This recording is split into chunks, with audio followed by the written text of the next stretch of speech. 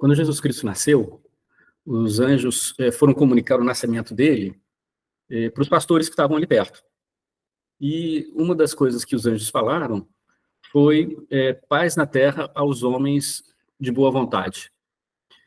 Essa boa vontade é que eu quero comentar, porque eu considero como um dos aspectos básicos da religiosidade toda. Nas escrituras todas, a gente vê muitas vezes poucas palavras sobre coisas muito importantes. Há muitas coisas importantes, de fato, e nós só vamos descobrindo a verdadeira importância delas na medida que a gente estuda. E a boa vontade é uma dessas coisas que tem uma grande importância, uma importância básica, mas é algo dito assim quase que de passagem. Foi dito no sentido do início da salvação. Na verdade, foi com a encarnação, né? Mas a gente considera muito com o nascimento. Ali é o ponto de partida. E é aí que a boa vontade se encontra, no ponto de partida. É importante que se entenda que boa vontade não é um tipo de vontade. Ela tem vontade no nome, mas não é vontade propriamente dita. A boa vontade é uma atitude humana. É uma postura que nós temos frente às coisas que existem em nossas vidas. A boa vontade é a atitude de aceitação de coisas externas. Só que essa atitude de boa vontade, ela é algo tão importante que tem o seu nome próprio, boa vontade. Mas atitude nós temos em relação a todas as coisas que nós conhecemos. Nós temos atitudes em relação a coisas mais simples, como o time de futebol. Você vai ter uma atitude receptiva com o time que você escolheu. E nós vamos ter uma atitude de rejeição, descartes, a lixos, a coisas que nos fizeram mal, coisas que a gente não quer, a gente vai naturalmente rejeitar. A atitude é essa disposição de aceitação ou rejeição, que é algo humano. A boa vontade é o ponto de partida para desejar a Deus. É o ponto onde a pessoa estava no zero de fé e diz, gostaria de ter fé. Esse é o ponto de partida, essa é a boa vontade que Deus, vendo, nos presenteia com a fé. Ele infunde a fé em nós. Mas nós vamos continuar exercendo a boa vontade, mesmo depois de já ter recebido alguma fé. Nós precisaremos dela sempre. Nós precisaremos de ter a boa aceitação pelas coisas de Deus para continuar crescendo. Claro que com fé fica muito mais fácil. Mas a boa vontade, quando parte do início, é quando o homem estende a mão em relação a Deus, e Deus sempre corresponde. Deus só não corresponde quando há uma falsa extensão da mão, quando há interesses ou apenas algum fingimento. Mas se nós estendemos a mão de forma sincera, sempre seremos acolhidos. E a boa vontade é essa extensão da nossa mão em relação a um pedido, de qualquer que seja, para Deus. A gente pode, como coisas complexas, nós podemos definir de várias maneiras. Nós podemos entender como sendo a abertura de coração para com a vontade de Deus em nossa vida particular, independentemente se nos agrada, decepciona ou alegra. Uma outra definição pode ser a disposição interior que orienta uma pessoa a agir de maneira ética, justa e altruísta, buscando o bem por si mesmo, independentemente de interesses pessoais ou vantagens externas. Essa é uma definição humana bem apropriada, de uma boa característica filosófica. Mas tem uma outra definição que eu vou me basear mais. É a seguinte: é a atitude radical de honestidade para consigo e de coragem para encontrar a verdade, ainda que ela seja contrária aos próprios interesses. Bom, nessa definição está usando o termo atitude, esse movimento psicológico de aceitação ou de rejeição. De honestidade consigo mesmo significa que a gente está Sendo sincero, isso pode parecer uma coisa um pouco óbvia, mas a gente vê pessoas que se arraigam em coisas que sabem que são falsas, que são mentiras, porque se aceitarem a verdade, terão que abrir mão de várias outras coisas da própria vida.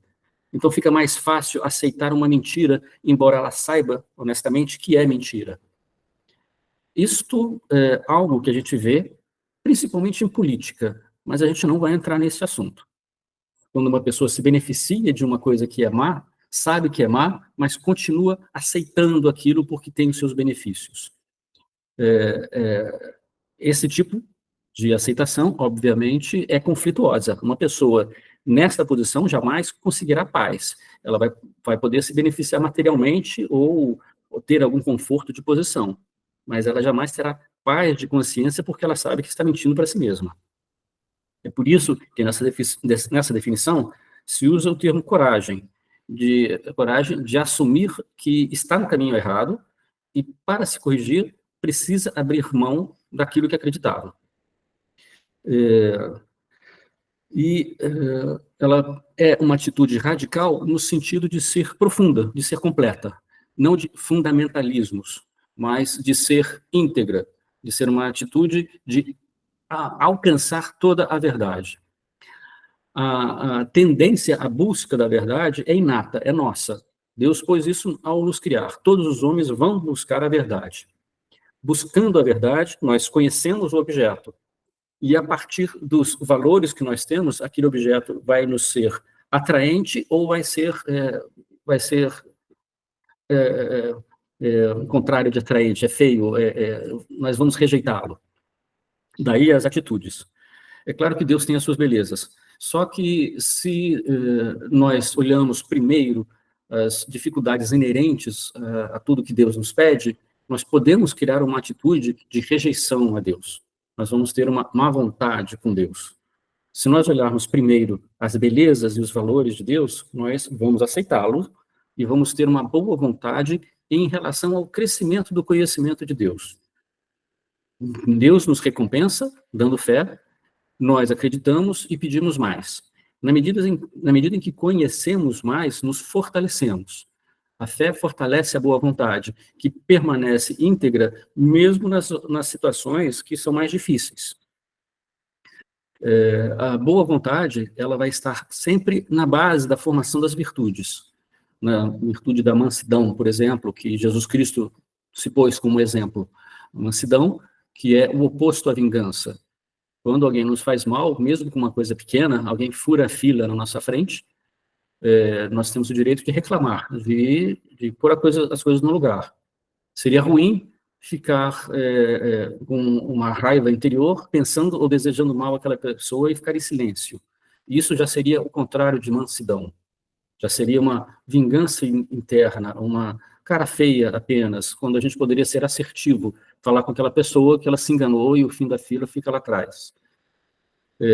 Às vezes a gente tem um certo receio de receber algum fora da pessoa, que pode ser um cara de pau, e a gente fica quieto, né, o que não seria o mais adequado. A mansidão, ela vai precisar que a gente tenha o nosso primeiro movimento de boa vontade em acreditar que esta sugestão de Jesus Cristo é o melhor para nós. Afinal de contas, faz parte da nossa natureza decaída o desejo de vingança. Alguém nos fez mal, nós vamos dar uma lição naquela pessoa para que ela não faça aquilo com ninguém. Já vem logo o aspecto racional, nos dizendo que a gente está certo. Por mais certo que a razão nos mostre, a atitude agressiva, ela não nos trará paz. Ela não é, vamos dizer, a natureza desejável que Jesus Cristo, que Deus nos fez. Nós vamos perdoar aquela pessoa por Deus, não por nós, para que com esse perdão nós nos aproximemos de Cristo. Ao perdoar uma coisa que nos foi ofendida, que nos ofendeu, nós estaremos nos aproximando de Deus. Então, se aquele sujeito fura a fila, a gente tenta corrigir e ele ainda nos xinga, nós não vamos partir para a briga nem para a ofensa, mas vamos perdoar por Deus. E nisso nós estaremos crescendo. Então, aquele furão da fila foi uma oportunidade que tivemos para crescer. Essa disposição de ter a mansidão que Jesus Cristo nos pediu tem o seu ponto de partida na boa vontade, na aceitação de fazer o que é certo, de estar junto com a verdade. Nós confiamos no que Jesus Cristo disse. Ele disse que é melhor ser manso do que vingativo. Nós acreditamos nisso, vamos procurar viver assim. Nós temos toda a liberdade de fazer diferença, de fazer diferente, de extravasar o que a gente realmente quer, que as emoções pedem. Isso dá um certo alívio, é verdade, mas isso não faz com que a gente cresça. A gente pode satisfazer esse desejo de justiça com as próprias mãos, mas Jesus Cristo tomou para si a realização da justiça. Mesmo em questões pequenas assim, nós precisamos ter este bom controle, porque a partir disso é que a gente vai, de fato, estar crescendo. A gente não vai ter situações heróicas a vida inteira. Nós vamos ter várias situações desagradáveis ao longo dos dias e da vida, onde nós vamos encontrar a Jesus Cristo ou vamos encontrar a nós mesmos. A atitude de boa vontade é aquela que nos predispõe a estar sempre fazendo a vontade de Deus. A atitude de boa vontade permite que nós cresçamos nas virtudes que nós nos propomos a crescer. Na virtude da fortaleza, da temperança, da justiça. Ela não seria possível que nós tivéssemos algum crescimento se nós tivéssemos alguma dúvida a respeito de que aquilo é realmente o certo ou o bom. Quando nós aceitamos que aquilo é o melhor, apesar de nos custar, nós estamos indo no caminho certo. Obviamente que podem haver outros caminhos que nós acreditemos que sejam certos e estejamos equivocados. Pessoas, às vezes de boa intenção, que dão conselhos que no final a gente vê que são furadas, né?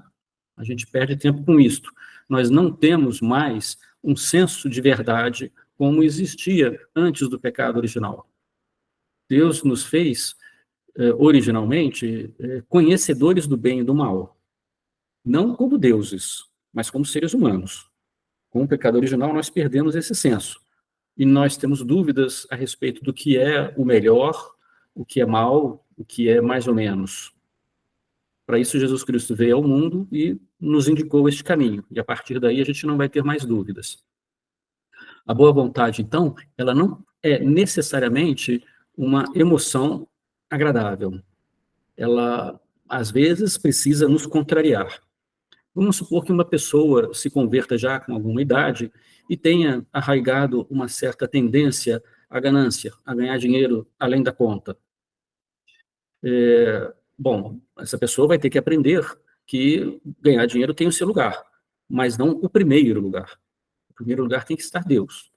Será necessário um movimento de desapego do dinheiro que ela ganha. Para que ela faça isso, para que ela faça esse movimento, que é uma conversão, vai lhe custar.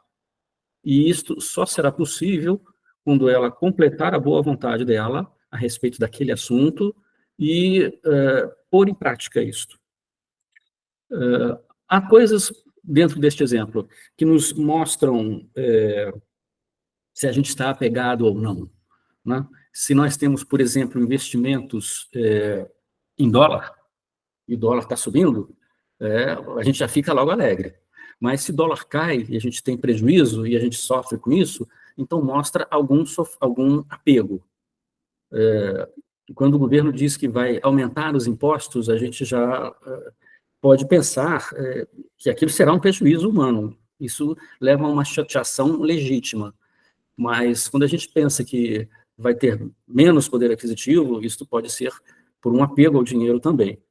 Nessas horas, a gente faz o nosso exame, a gente revê o que está sentindo, se é uma coisa legítima, se é uma providência que devemos tomar de cuidados com os gastos, ou se seria simplesmente um apego ao que nós temos.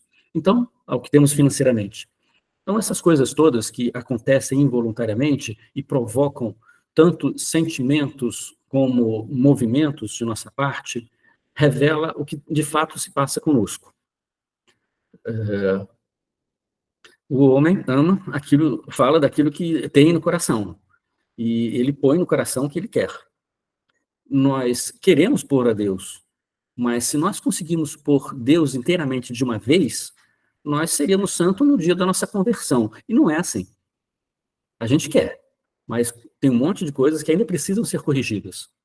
Nós temos a boa vontade inicial, mas é necessário boa vontade para vários outros defeitos que ainda nos detêm, que ainda nos impede de crescer mais. E que a gente fecha os olhos, faz uma vista grossa para aquilo, porque vai dar muito trabalho corrigir, já tentei e não consegui. E isto é a pura e verdadeira luta interior. Se nós não vemos nada que precisamos corrigir, então estamos muito mal, somos cegos. Quando nós temos conflito, ótimo, estamos vendo o que precisa. Precisamos de coragem para continuar cortando aquilo. E nós começaremos a criar uma boa vontade quando a gente desconfia que precisa mudar. Estaremos desenvolvendo a boa vontade quando nós decidimos a cortar o que é defeito, o que é pecado, e estaremos praticando, de fato, o amor a Deus, evitando todas as situações que sejam realmente pecado. Nós podemos ir até a lei. Nós podemos buscar coisas que não são pecado, mas que não são saudáveis, por exemplo. É gostoso comer doce, mas se você abre um pacote de biscoito e cada vez que você abre ele, come ele todo, e pode já não ser saudável. Não é pecado comer biscoito, mas é uma brecha para o seu autocontrole, para a temperança. Se você quer amar a Deus, nós precisamos ter um bom autocontrole, porque senão vai chegar na hora de evitar um pecado e a gente não vai conseguir. Então, vamos nos manter fortes, mesmo longe daquilo que é pecado. O pecado é a última instância. A gente vai criar uma boa vontade quanto às coisas que são boas. Por exemplo, tendo o devido controle sobre comer biscoitos. Se você não tem esse controle, então não coma, não compre. Até que se esteja mais fortalecido. Volto a dizer, não vai ser pecado comer biscoito. Mas se você está vendo que tem essa fraqueza e que não tem o controle sobre ela, não vamos ficar nos entregando. Assim como várias outras coisas também. Né? Dentro dos 7 pecados capitais, haverá sempre muitos aspectos que a gente poderia fortalecer, tendo como princípio a boa vontade a respeito daquilo que nos leva para o caminho do aperfeiçoamento. Bom, no que diz respeito à boa vontade, enquanto uma atitude humana, o primeiro passo é o desejo de possuir a verdade. De possuir a verdade significa ela inteira. Meias verdades são iguais à mentira. O difícil nisto é saber se a gente já conseguiu a verdade toda. Porque sempre que conhecemos algo, nós conhecemos uma parte primeiro. Nós continuamos estudando e vamos conhecendo mais. Não dá para conhecer plenamente tudo. Se a gente for esgotar o conhecimento sobre uma mosca, nós passaríamos, não sei, talvez a vida toda para descrever isso, e também já não é necessário. A gente precisa conhecer a verdade das coisas enquanto elas afetam a nossa vida, enquanto elas, vamos dizer, fazem com que o nosso comportamento esteja mais adequado. Eu preciso aprender a andar de bicicleta. Se eu consigo me movimentar de um lado para o outro, já está muito bem.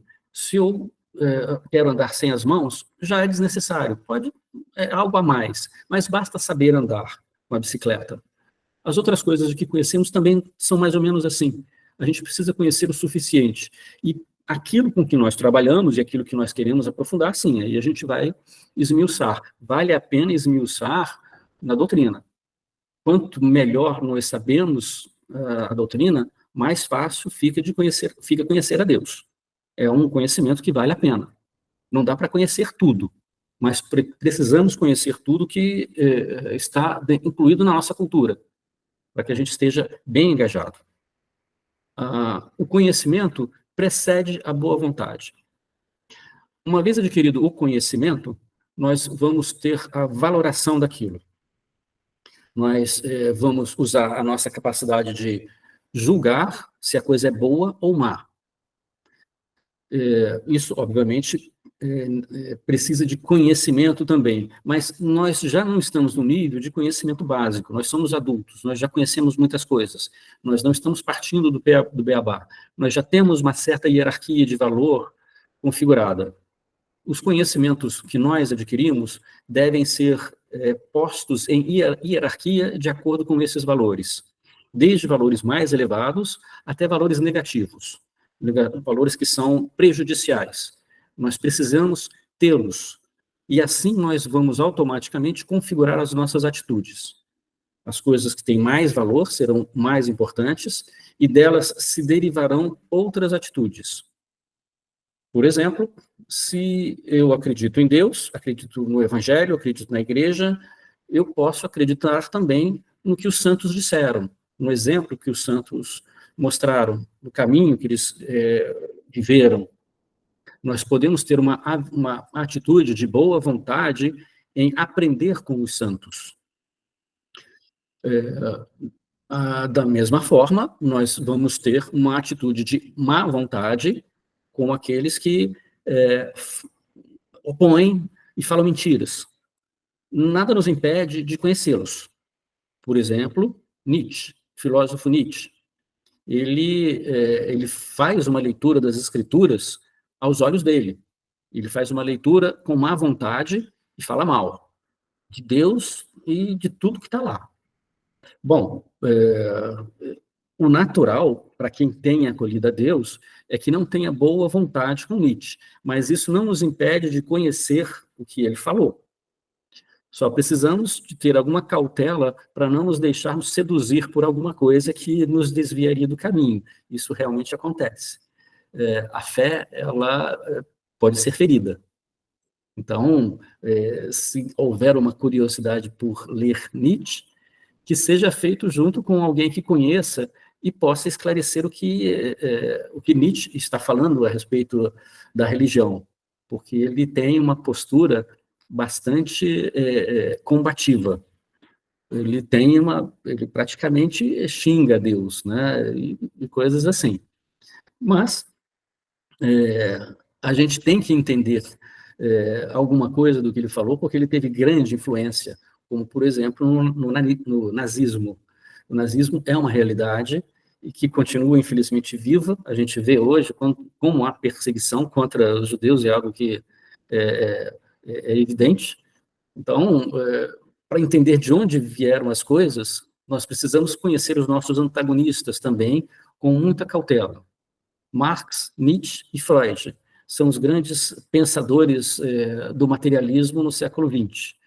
Grandes influências, infelizmente, muito negativas, sem ter a contrapartida filosófica à altura. Nós temos apenas os nossos filósofos anteriores.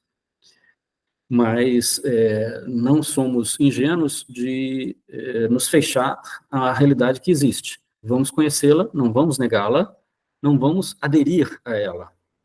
Nós faremos estudos cautelosos, conheceremos e reafirmaremos as nossas posições.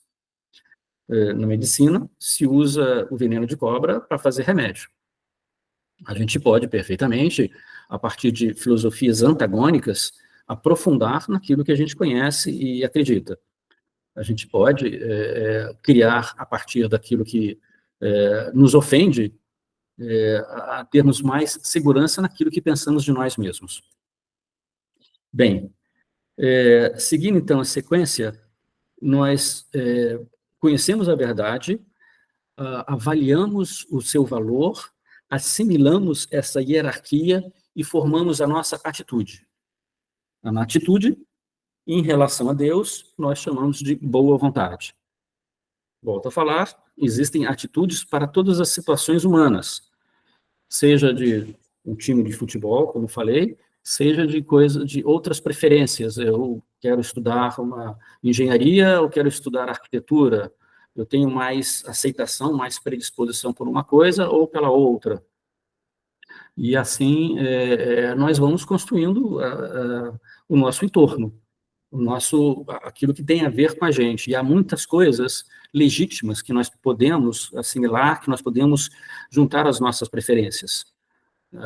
Eu gosto de plantas, eu gosto de ver a germinação, eu gosto de reciclagem, de ver materiais sendo novamente utilizados, como se pode usar com plástico, com alumínio, com papel, com os restos de alimentos para fazer fertilizantes, as embalagens são todas elas aproveitáveis de alguma forma, cada um vai ter o seu interesse legítimo, vai ter a sua boa vontade em relação a uma coisa ou em relação a outra. Quando nós temos a verdadeira boa vontade em relação a Deus, nós vamos ter maior interesse também por tudo aquilo que está relacionado. Umas coisas mais, outras menos. Você pode ter um grande interesse pela situação da liturgia, ou pela teologia, ou pelo estudo das escrituras. Haverá muitas coisas que você poderá ter como uma derivação da boa vontade em relação a Deus. E nisso nós somos livres, e nós temos inerente em nós, criados por Deus, uma afeição por uma coisa ou por a outra, né?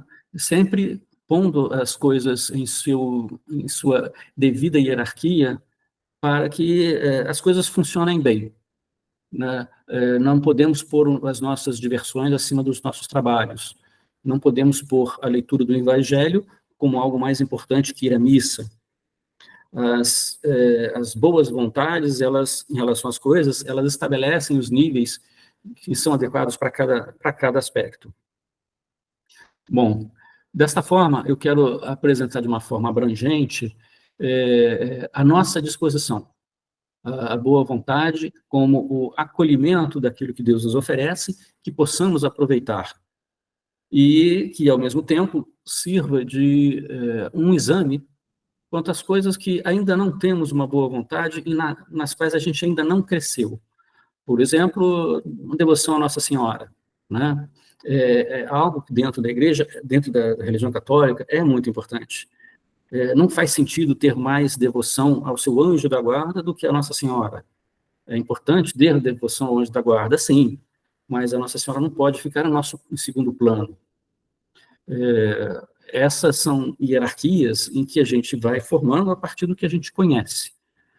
A gente não faz as coisas só porque os outros disseram. Vamos estudar e conhecer, e aquilo que a gente quer é divulgar o conhecimento possível para que a gente chegue onde a gente quer.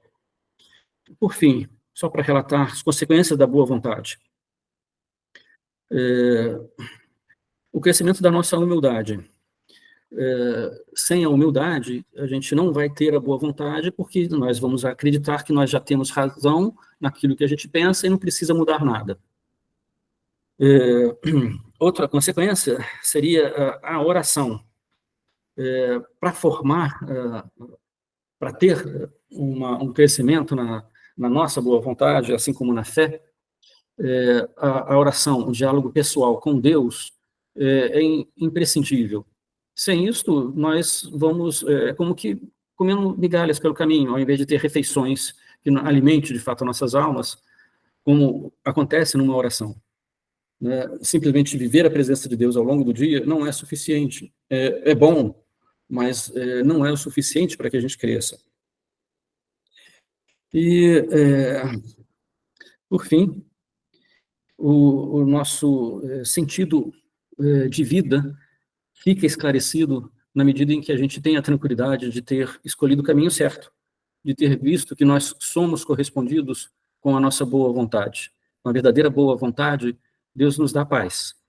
E aí a gente vê, nós sentimos, podemos até ter alguma emoção neste sentido, de que estamos indo pelo caminho certo, de que as coisas que nós fazemos nos geram mais paz e felicidade. E, portanto, elas têm um sentido de ser. Tá bem? Muito bem. Então, era este o assunto que eu gostaria de apresentar agora, antes do Natal. Alguém gostaria de me perguntar alguma coisa? Rodrigo, eu gostei muito da parte inicial do que você falou, da mansidão, mas eu queria te pedir para fazer um paralelo. Eu vou ler duas passagens. Deixa eu pegar aqui. A primeira de Mateus, capítulo 11, versículo 12, e depois uma passagem do livro Sulco, de São José Maria Escrivá, o 130. Queria que você traçasse um paralelo para iluminar a gente, né? Você pode ler essas Vou ler. Vamos começar com Mateus, capítulo 11, versículo 12. Desde os dias de São João Batista até agora, o reino dos céus adquire-se a força. São os violentos que o arrebatam. Aí agora a gente vai para o livrinho Sulco, de São José Maria Escrivá. Ele comenta essa passagem. Alguns comportam-se ao longo da vida como se o Senhor tivesse falado de entrega e de conduta reta somente àqueles a quem não custasse. Não existem. E aos que não precisassem lutar. Esquecem-se para todos, Jesus disse, o reino dos céus arrebata-se com violência, com a luta santa de cada instante. Certo. E, bom, aparentes contradições existem e a gente explora elas muito bem para nós crescermos. Jesus Cristo foi bem claro, o reino dos céus arrebata-se com violência. Ele está querendo se referir aos nossos defeitos, aos nossos pecados. Ele está estabelecendo uma guerra conosco, não com os outros. A violência que ele se refere é o castigo que nós devemos fazer sobre o mal que nós fazemos a nós mesmos. Tá? Em outro trecho ele fala, aquele que é melhor que entre no reino dos céus com um olho do que com os dois vai para o inferno. Então, se uma mão te escandaliza, arranca fora. Ele está se referindo ao pecado. Tá? A mansidão, ele se refere ao tratamento com outra pessoa. Nós somos violentos conosco mesmo, sobre os nossos defeitos, e mansos com os outros, nos defeitos deles. Tá? De forma que não há uma contradição nisto, mas as palavras são ditas de tal forma que criam confusão. Tá? Tem que ser violento, então você é violento com todo mundo, e se você não acredita, então dá um tapa na tua cara porque você não acredita, fazer como os muçulmanos, ou você se converte, ou eu te mato, né? Não é esse o caminho, tá? Então, o que a gente tem que ter bem em mente aí é a quem se dirige, isto em que situação. Rodrigo, seria uma relação com a passagem não sejam mornos, sejam frios ou sejam quentes, senão irei vomitá-los. Então, você querer conquistar a sua fé de forma incansável, mesmo violento, ser violento Sim. na sua busca da fé. Não Isso. ser manso, né, entre aspas, manso. Aquele católico meia boca, né, vamos levando, né? Não, seja violento. Sim, seja violento na busca incansável, certo? Mas sempre gentil com as outras pessoas. Nesse caso, a gente não vai ser manso conosco mesmos, não vamos. Tá? A gente vai ser muito exigente. Tem que ser, porque nem o nosso corpo, nem os demônios descansam. A gente está sempre tendendo a querer comer mais, a descansar mais, a ter mais prazeres, a se sentirem injustiçados. Bom, é uma tendência que a gente vai ter sempre, a gente vai ter que combatê-las.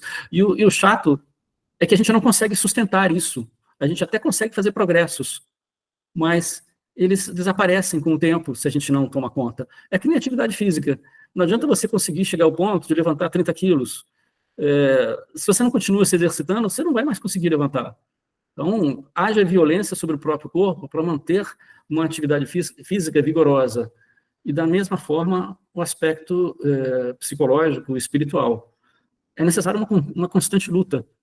Mesmo para quem não acredita em Deus, é necessário uma luta para que a pessoa não se corrompa. Né? Se é possível não se corromper quem não acredita em Deus. Né? Eu não acredito muito nisso. Chega um ponto que a pessoa se corrompe. Se não acredita em Deus, vai ter um ponto que não sustenta. Não vale a pena. Mas, Rodrigo, deixa eu te fazer uma pergunta. Jesus não foi muito manso naquela passagem bíblica, quando ele entrou no templo e deu aquele surto e saiu quebrando tudo, e os comerciantes que estavam vendendo tudo lá dentro, né? Ele não foi manso ali. É verdade. Ainda bem, né? Ele não foi manso ali. Porque mansidão tem limite também, né? Não dá para ser manso sempre. Pois é, olha, eu tenho uma dificuldade de descobrir esse limite. Eu já perguntei isso para o Rodrigo, qual é o limite? É difícil de descobrir. Eu não sei dizer uma resposta genérica para isso, tá? Jesus Cristo foi violento com os outros, foi violento com o que eles estavam fazendo, né? O que eles estavam fazendo estava errado. Havia, além deles venderem lá, que era um local indevido, havia também indícios de suborno para os dirigentes do templo, para que eles continuassem lá. Aquele velho esquema que a gente conhece. A gente vende aqui e dá uma porcentagem para você para a gente continuar aqui. Então, esse tipo de coisa era conhecido no templo, onde deveria se amar a Deus. E Jesus Cristo expressou toda a sua raiva de pessoas que estavam profanando o templo, considerando que, para isso, elas estavam indo para o inferno. Então, é necessário que sejam corrigidas para que não vão ao inferno, ainda que a gente precise dar uma sacudida violenta na pessoa. Mas, de fato, é algo que eu não conheço nenhum autor que diga que seja um exemplo a ser seguido. Apesar de vir de Jesus Cristo, né, haverá situações de violência. A gente está vendo agora a guerra da Ucrânia e da Rússia. A Ucrânia vai ficar passiva mediante uma invasão injusta. Ela tem direito de se defender, mas os invasores entraram com tanques. Eu vou confrontá-los com palavras, eu vou ter que usar tanques também. O ensinamento mostra que há situações legítimas de confronto.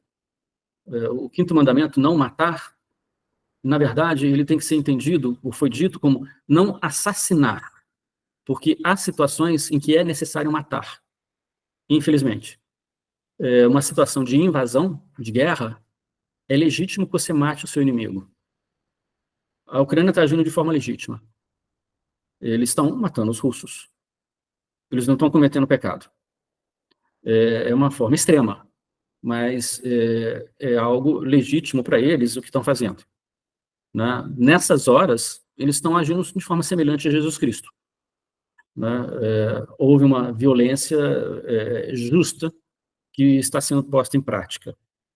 Mas, de fato, eu não saberia dizer que situações da nossa vida, dentro do nosso cotidiano, quando é que a gente vai imitar Jesus Cristo na expulsão dos vendilhões do templo. E, como eu disse, eu não conheço quem comente isto, quem diga a hora de nós fazermos isto. Tá? É uma situação difícil da gente ter o critério certo. Tá bem? Rodrigo, outro assunto, você comentou sobre devoção, né? Devoção a Nossa Senhora, mas enfim, eu queria entender um pouco melhor o significado, e aí não só de Nossa Senhora, mas da palavra mesmo, devoção. O que significa a devoção? Porque eu vejo, dentro da Nossa Senhora, tem pessoas que têm devoção a Nossa Senhora, várias Nossas Senhoras, ou então tem devoção a outros santos. Mas qual é o significado real disso? Assim? Porque eu vejo tudo bem, a pessoa pede mais, na hora de orar, pede para esse santo, que ela tem maior devoção, ele confia mais nesse santo. O que significa isso? Eu vou fazer uma analogia com uma situação humana. Você tem o seu trabalho, está precisando mudar o seu horário de trabalho. Mas o chefe que faz essa mudança, ele é mais chegado ao seu chefe imediato. Tem o seu chefe imediato e o chefe superior que autoriza. Você, sabendo que o seu superior imediato tem uma boa relação com o chefe, o manda-chuva, ao invés de ir direto para o manda-chuva, você pede para o seu chefe que tenha simpatia com o manda-chuva. Tá? Pode ser que funcione melhor do que você pedir diretamente. Tá? Nós aqui, cheios de pecados, pedimos para um santo para nos facilitar pedir a Deus para facilitar alguma coisa. O santo não faz nada, o santo só pede. Quem faz é Deus.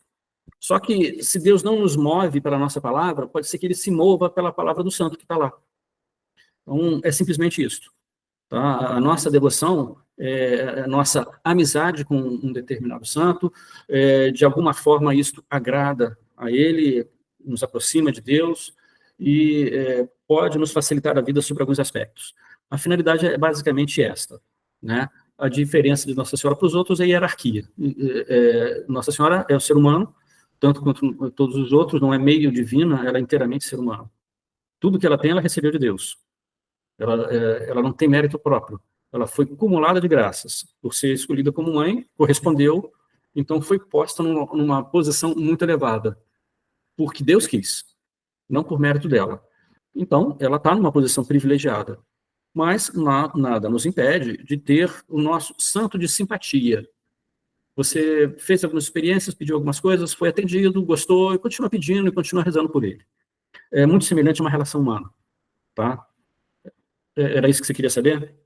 Isso, isso. Isso, e mais uma coisa também, aproveitando, acho que não tem nada a ver, mas o nome é parecido e eu já me lembrei que é uma dúvida que eu tenho. Eu vejo hoje em dia, enfim, não sei se é hoje em dia ou sempre, mas hoje em dia é o que eu vejo, né? Na internet, às vezes, algumas pessoas falando que, eu vou fazer o meu devocional, eu vou agora fazer meu devocional. O que é isso? É católico que, sei lá, vai fazer o seu devocional. Olha, Você sabe o bom, que significa? não, eu teria que ver melhor, tá? Eu diria, a Tá. princípio, que existe alguma festividade, alguma forma de rezar, em particular por aquele santo, especificamente, tá? Existem as novenas, né, que é Uhum. você rezar durante 9 dias antes de uma determinada data por alguma finalidade, como aconteceu com Pentecostes. Isso depois se tornou hábito. Não, Falar, mas eu vejo essas pessoas como se fosse uma coisa diária mesmo, como se diariamente tem aquele horário, o horário do devocional. bom, aí é uma iniciativa pessoal, tá? Uhum. É uma pessoa que tem uma grande devoção por algum santo e resolveu realizar essa prática, tá? Aí seria rezar mesmo, o que ela está fazendo, na verdade, é rezar por um santo, não é nada diferente disso. Sim, de alguma forma, sim, né? É importante que tenha o seu diretor espiritual para que ponha as coisas no lugar, tá? Para que, como eu falei, não seria correto a gente ter mais devoção a um santo do que a Nossa Senhora. Se Uhum, isso está acontecendo, então a coisa está desordenada aí. Ainda que haja boa vontade, há um equívoco que uhum. precisa ser corrigido, tá? Obrigada, Rodrigo. De nada. Pois não. Muito bem. Eu tinha esquecido de parar a gravação, vou parar agora, tá?